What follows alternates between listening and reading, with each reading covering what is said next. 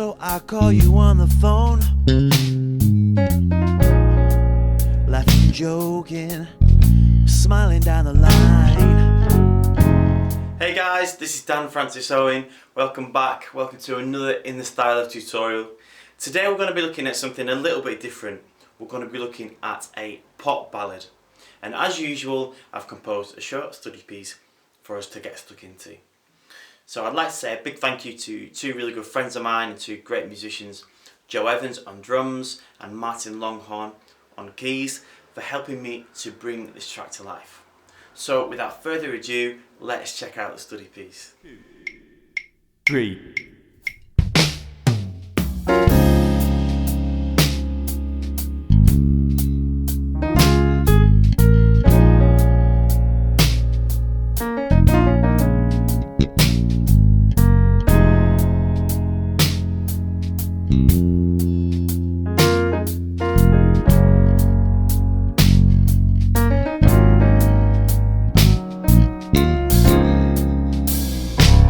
When will I find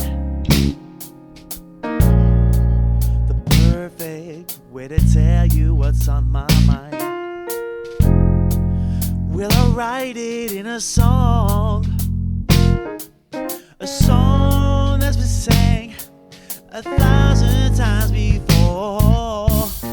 I gotta take a chance, I gotta take a shot at romance. The writing's on the wall and it's staring in my face. Now it's time for me to bring out the man in me. But without you, what will I do? We can laugh, we can cry, we can have it all. We can have it all if we try, and we won't have to waste no more time.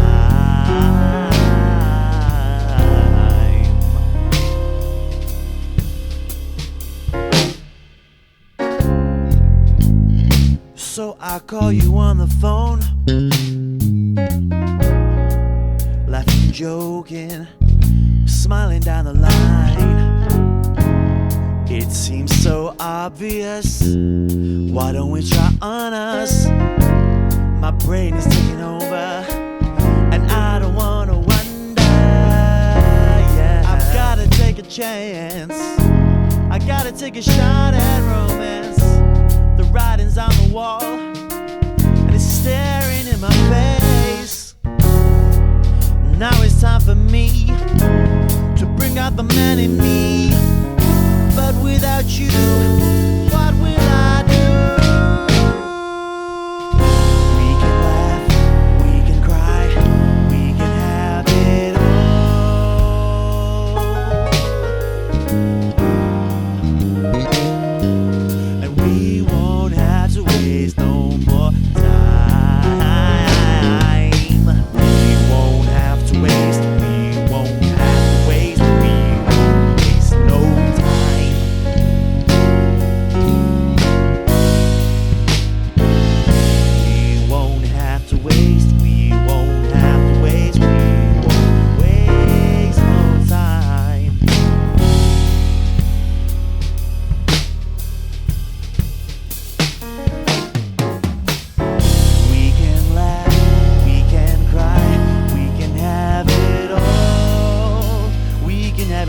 We can have it all if we try, and we won't have to waste no more time.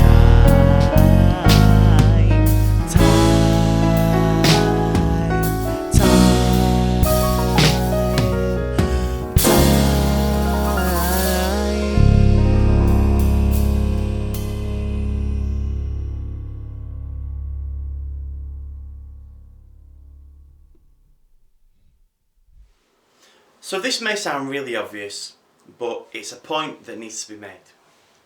So pop music is not about being a virtuoso player. It's about knowing your role and playing your part. Now when I say part, I mean the composed part for your instrument. There's a few different reasons for this. One, Generally, pop music is a product which is being produced for the masses, produced for consumers, people who may be milkmen, lorry drivers, window cleaners, accountants, doctors, lawyers, who form connections with tunes, whether that be emotions, times in their lives, memories. For example, now to help exaggerate my point, when I dip on the West End on the Bodyguard show, for example, if I were to go in there, being trusted to do a good job, and I start throwing in my brand new Victor Wooten double thumb slap technique at the end of every 4 bars of I Will Always Love You, one, I'm not going to get hired again. 2, I'm going to ruin the vibe and the connotations for the audience. And as much as you think that you're being hit by putting in this cool stuff, nobody in the audience is going to get it or enjoy it. Also, another point is that it can be very important to be consistent with your parts. So let's say perhaps you're working for an artist, for a pop artist, who has not come from a highly musical background, like you and I perhaps.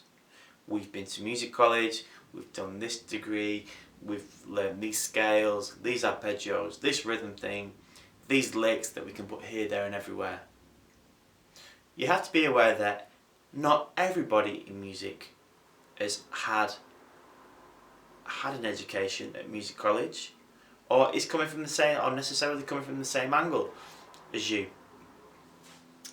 And you have to take this into consideration when you are performing and playing. So let's say perhaps a particular pop artist may just like to sing songs and perform, and want his or her band to sound as close as possible to their records. Now, if you turn up to a rehearsal or gig and you start throwing in your Victor Wooten chops, then you have the potential to throw their whole performance, because you're at the back of the stage playing something that they're not used to. And at the end of the day, you're the one who's being hired to support them and make them feel comfortable. So in short, what I'm saying is, you have to play respectfully to the music and allow the music to be the best at whatever it may be. And this isn't breaking news. I recently saw an interview with Brian Siono. Brian Siono is a bass player and the musical director for Jennifer Lopez, and he makes these exact points. So if Brian is on one of the biggest gigs in the world and preaching this stuff, then there's got to be some truth in it. So there's a term which I wanted to mention to you guys. The term is comping. Now, what is comping? Comping is an abbreviation for complementing. You may hear someone say to a pianist or a guitarist, "Can you comp these chords for me?" The term comp is used mostly in the jazz world, e.g. to a bass player. Someone might say, "Can you comp for me?" And generally this could mean, could you play a walking bass line for me? Or the bass line which you're going to play during heads and solos. Then when you get into the world of popular styles, generally musicians may say, "Can we just play the groove for a minute?" The groove. And I wanted to mention the term comping because, especially in the environment of a pop ballad, I think the term is highly appropriate. Your role is 98% supportive, so therefore you have a lot of responsibility. although you do have the ability to make a lot of impact whilst complementing, as much of an impact as you would if you're playing something super fast and virtuoso, like your Victor Wooten licks. You can have a lot of impact with your entries, your length of notes, choice of octaves, articulation, and selective integration of melodic ideas and fills. These are all key tools and ideas for directing a song in a particular direction. For example, in bars 11 and 12 of the study piece. Here you can see the use of full, long, low notes, which creates intensity leading into the choruses. The writing's on the wall, and it's staring in my face. Now it's time for me to bring out the man in me. But without you, what will I do? We can laugh. Another example which I wanted to draw your attention to is the bass part during verse 1. When will I find the perfect way to tell you what's on my mind? Will I write it in a song that's been sang 1,000 times before? I got it. Notice the creation of space on beats 2 and 4. This allows the melody to breathe, the melody and the song to breathe, and break down before building back up again for the pre-choruses and choruses. I was recently having a conversation with killer London session bass player Steve Pearce. I'm sure some of you are already aware of Steve. He's been there and done it all. Has a lot of experience, and we were talking about playing pop tunes, and Steve mentioned to me a quote from Abe Laboriel which I think just highlights my point perfectly. The quote is, "The point at which you end a note is as important as where you start the note." Another thing that I wanted to make you guys aware of was the classic second verse bass fill. So I call you on the phone, laughing, joking. Now, do you know what? I'm not even sure if this is an actual thing. And it doesn't come about all the time, but it does seem to come about quite a bit. To give you two famous examples, I Have Nothing by Whitney Houston, and although it's not a ballad, Rock With You by Michael Jackson. Now, when you check out these examples, you'll notice that they have a somewhat compositional quality to them as they've been produced in the studio, and they occupy and complement a certain space in the music. And now for myself, like on different gigs, it feels so natural now to put a bass fill in on the second verse. And I think that the only kind of possible explanation that I can give for this is that the groove has already been well established, and now there is the space in the verse for the bass line to be embellished. For example, in bar 17 of the study piece. As a musician, you need to be yourself, period. When I was doing this lesson, and I mentioned to a few musician friends of mine that I was doing a pop ballad for the next tutorial, they were like, "Man, Dan, a pop ballad? Dude, that's so cheesy." And you know what? To some people it might be cheesy, but to other people like myself, a pop ballad might just hit you in the right spot musically and emotionally. Because at the end of the day, you know, music is a channel for portraying emotion. For example, one of my favourite ballads is I Have Nothing by Whitney Houston. I think it's just a matter of taste, really. Just like the way some people like Chinese food, some people like Italian food. You have to be yourself and do what makes you happy. Some of you may already be aware of reharmonizations and substitutions. As bass players, we need to be aware of the impact that we can have by changing a bass note. So firstly, why would you do it? Two things that I always have in mind when I do it. One is to imply a different characteristic to the chord or the harmony or the vibe, which has connotations to different styles. Two, to smooth out the direction of the bass line, perhaps by a step or a half a step, which gives the chord progression a really nice sense of direction.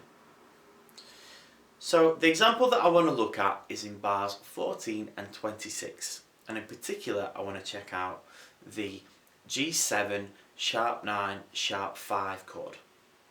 We can laugh, we can cry, we can have it all. We can have it all if we try, and we won't have. So here the harmony is gravitating towards a 4 chord, a G flat major 7. So what I did here was I used a minor 5 chord, an A flat minor 7, and then instead of using a D flat 7, which would be used to imply a typical 2-5-1 progression to the 4 chord, instead of doing that, I substituted the D flat bass note by an interval of a tritone, and this is what's called a tritone substitution. Now this is the bit where you might need to concentrate. So the DNA of any chord is determined by obviously its root note, its third and its seventh. Everything on top of that are just colourful extensions.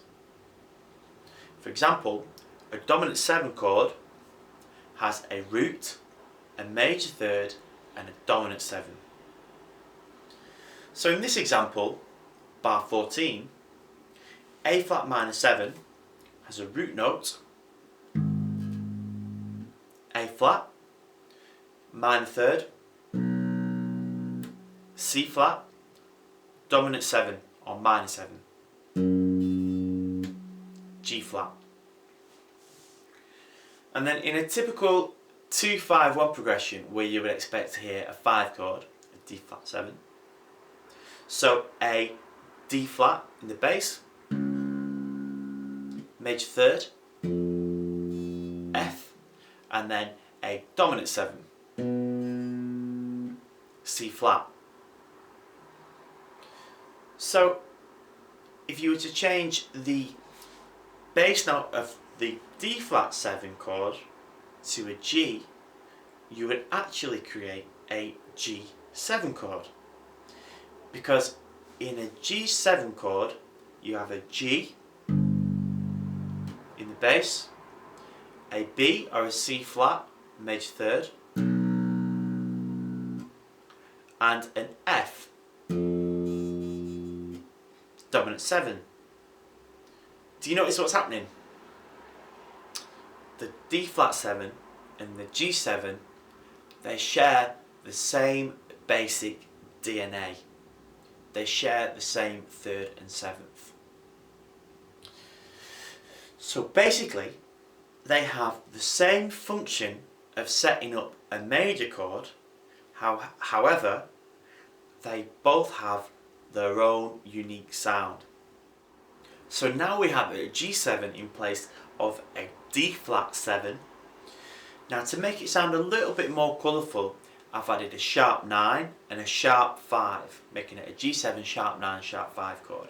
So in relation to G, that is an A sharp, sharp 9, and a D sharp, sharp 5. We can cry, we can have it all,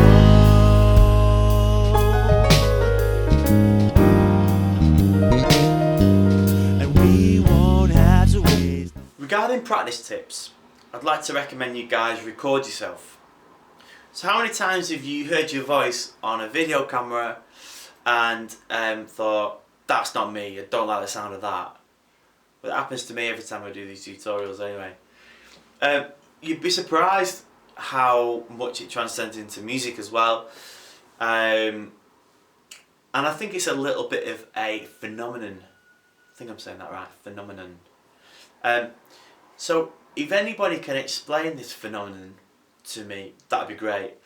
But by recording yourself and listening back, you can check out your time feel, your choice of notes, and ideas, and check out if what you're playing is being received in the way that you're intending it to be. Another tip would be to play another instrument in the ensemble with another bass player.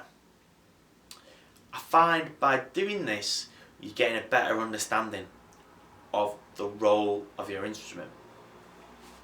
For example, on one occasion I was having a play with some friends and I jumped on congas and we were playing a bolero. A bolero is the Afro-Cuban equivalent of a ballad. And different bass player, and this particular bass player, the length of notes, the time feel, the ideas, they just weren't working in the environment. They weren't supportive enough, basically. And by listening to the bass from a different chair in the ensemble, it really changes the angle at which you listen to the music. So here's my point. By doing this, you gain a better understanding of your role of your instrument and how your instrument transcends into the ears of the other musicians in the ensemble, and how it should integrate into the other parts and the other roles within the ensemble. Thanks for tuning in, guys. I really hope you enjoyed this tutorial. Don't forget to hit subscribe. There's going to be more lessons like this and some more cool music coming to my channel really soon. Also going to have some news about where you can pick up the PDFs and music and backing tracks for this lesson. So I'll be in touch very soon. Anyway, get practicing, and remember there's always something to learn from every bass line. I'll see you next time.